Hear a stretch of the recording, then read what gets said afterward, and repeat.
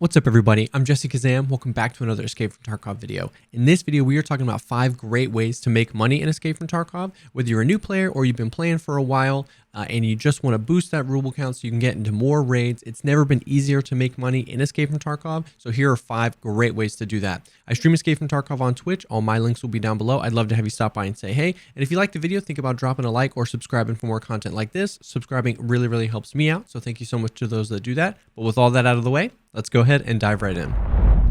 Now, the first tip is through the Hideout, and there's actually so many ways to make money in Escape from Tarkov through the Hideout, whether you're newer or if you have it maxed out here. So in the early days of the Hideout, things like the workbench are great ways to make money because you can craft some high tier ammos sometimes or other like hideout materials, and when you craft something, it ends up being found in raid, so you can sell it on the flea market.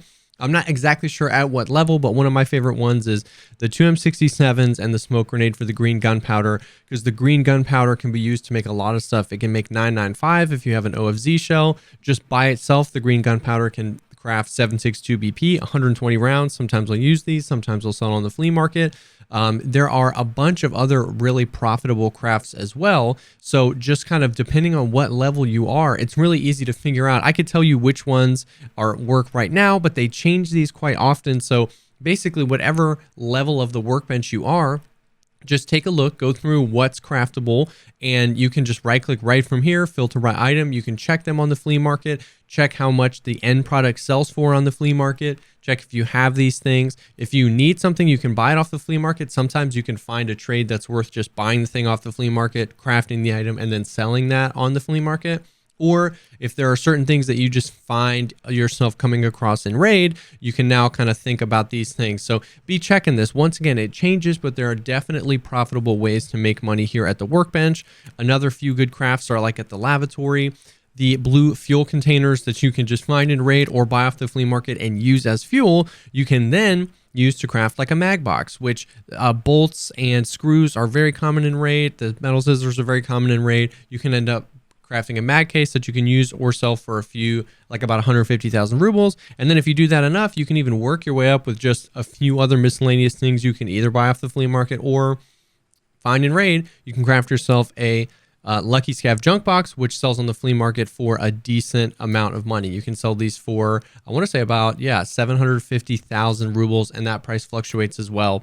As you move up in tiers throughout the Hideout, the Bitcoin farm is going to be the that's my number one source of revenue, really passive revenue right now. Once you get all the way up to the 50 Bitcoin, I did a whole video on that, or the 50 graphics cards, you can get a bunch of Bitcoin and sell those. That is like the top tier of the Hideout ways to make money. A few other ways are like the scav junk box. What I normally do is I'll use the water collector to craft the purified water, use the boost generator to craft the moonshine, and then put that into the scav junk box. But at every step of the way here, you can make money. If you find the water filters in raid, then you can craft the purified water and sell that on the flea market for a decent amount. If you have sugar, you can craft the moonshine, sell that on the flea market or to therapists for a decent amount. And if you're finding a lot of chocolate bars, sugar sells on the flea market for a lot of money, so you can craft that. So there's a ton of cool crafts here. Even the super water and the sugar, getting the 20 hot rods. 2 hot rods trade to prepper for 30 rounds of BS, which is just great ammo. So there's a bunch of ways to make money in the Hideout at every level, especially when we're after a wipe or something like that, when a lot of these items that you can craft are more valuable because people need them for the Hideout. You can even craft some super high tier stuff like graphics cards and all sorts of stuff at the Intel Center. Once again, that's maybe a little bit farther down the road for the Hideout, but you can definitely make money in the Hideout. The second way to make money is through the caches, the Jaeger stashes, secret stashes, whatever you want to call them. But almost every single map has these, and I've pulled up the Map Genie map for Shoreline to show you just how many there are on Shoreline. There is, I think, like 39 secret stashes on Shoreline. They're either going to look like these little blue barrels with black tops, or these kind of like makeshift little wooden tops that those are the ones that are a little bit harder to find. They kind of blend in, but like using maps like these are a really good way to identify where they are, learn a path, and loot these things. These things have an incredibly wide loot pool. They can be random miscellaneous like hideout related items, barter items, weapons, high tier ammo, and then even some treasure items as well, and like a lot of the streamer items that are needed for Kappa. So there's so many different things that you can find in these, and it really adds up. Even when you do a run where you hit 5 or 6 or 7 of the caches and you don't get anything incredibly high value, you're going to end up making money for sure. All that stuff really adds up, and creating a kind of like a route that you like to go depending on where you spawn on a map like this where there's a ton of them, you can really come out ahead. So learning where these are is incredibly valuable. Of course, this is going to be even more valuable, like most of these things, after a wipe, because so many more things have value to you because you need them or you're looking for them for a quest or the hideout or something. But learning where these are even late wipe, and either just hitting a few on your way to do whatever you're in the raid for, whether it's PvP, or if you're really down on your luck and you just don't really want to engage in some PvP, this is a great way to make some money. The third way to make money is going to be high tier contested loot. So this is going to be like the keyed rooms on Shoreline. I've got the map pulled up just so you can see how many rooms in the resort are locked behind a key.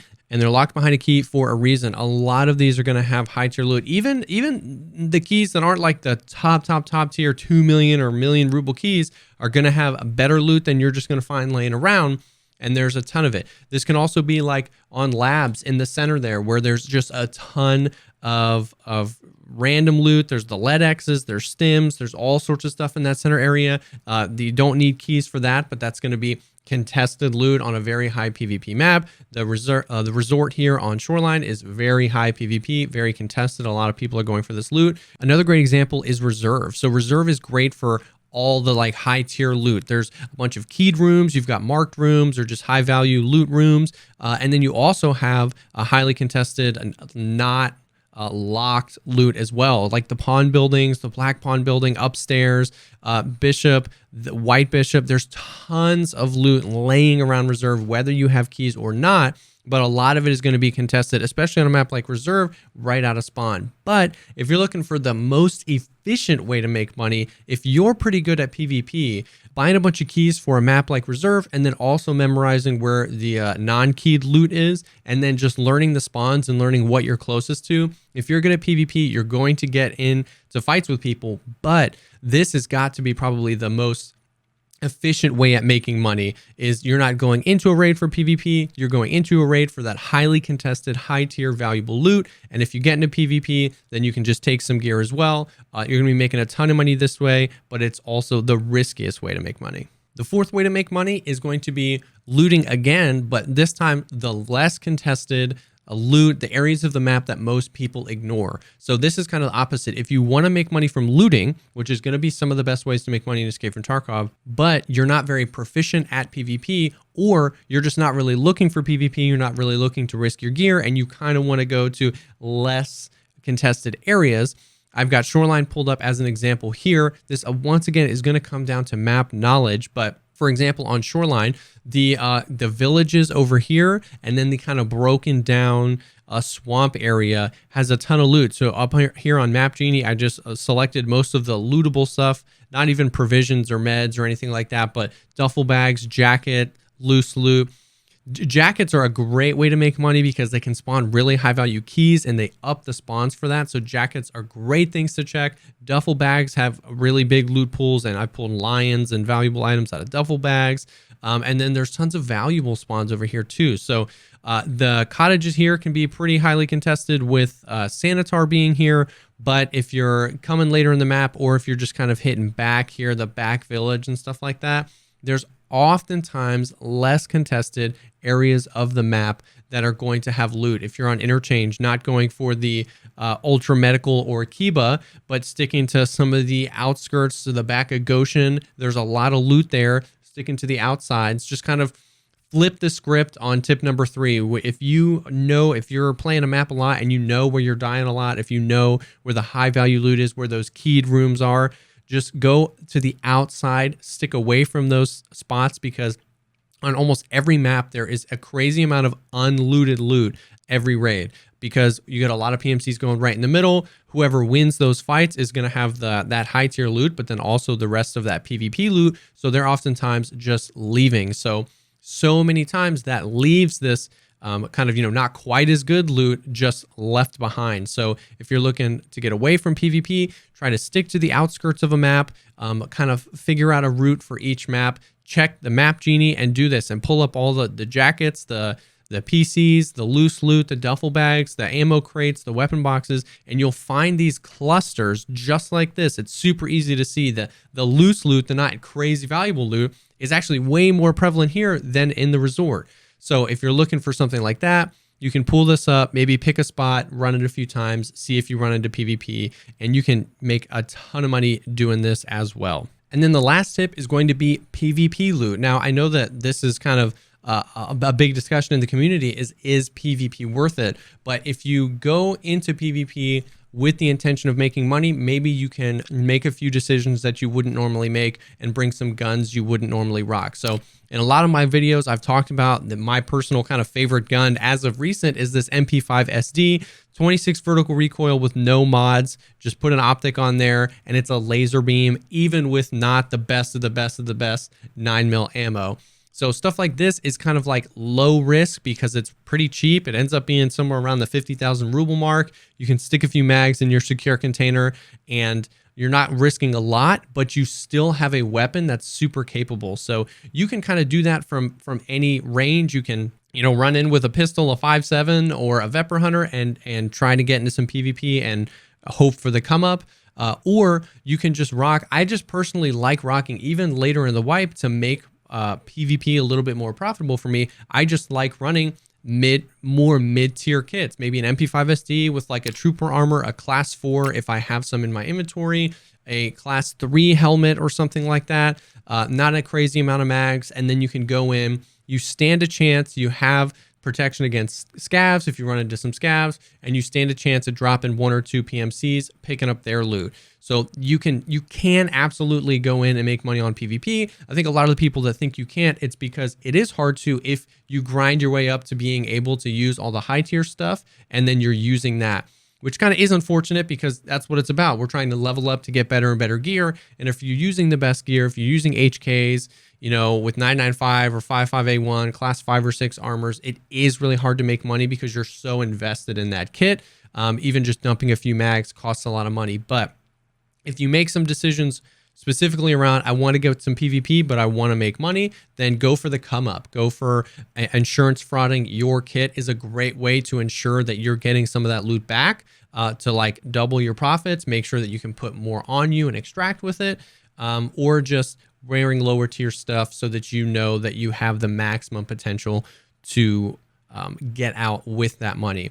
Now, as a caveat, as like a bonus here, like a bonus tip, at the end of the day, in Escape from Tarkov, the absolute best way to make money is surviving.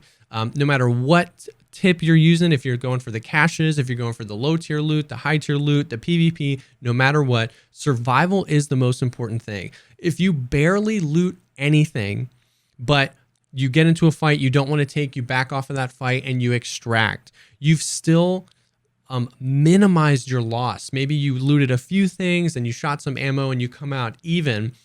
Every time you die, you're at a loss because unless you've shoved something incredibly valuable in your secure container, every time you die, you're at a loss. You have to buy a new kit, you have to buy more ammo, and you have to, everything that you've made is going towards that. So at the end of the day, I think people don't always recognize that making decisions centered around survival and not just winning fights, not just getting to the rooms first, not just getting the high tier loot first, but surviving those raids. So whether you want to go for PvP or avoid PvP, keep that in the back of your mind. If your aim is more rubles in your Tarkov bank account, every decision you make has to be filtered through, can I survive this encounter? Can I survive this raid? That doesn't mean you don't take risks. That doesn't mean you run away from every single fight. That doesn't mean you don't play smart, but just a reminder that survival is the most important thing. So I hope these tips helped. I hope that maybe 1 or 2 of them are a new thing for you to try or do, or a new way to think about how to make money in Escape from Tarkov.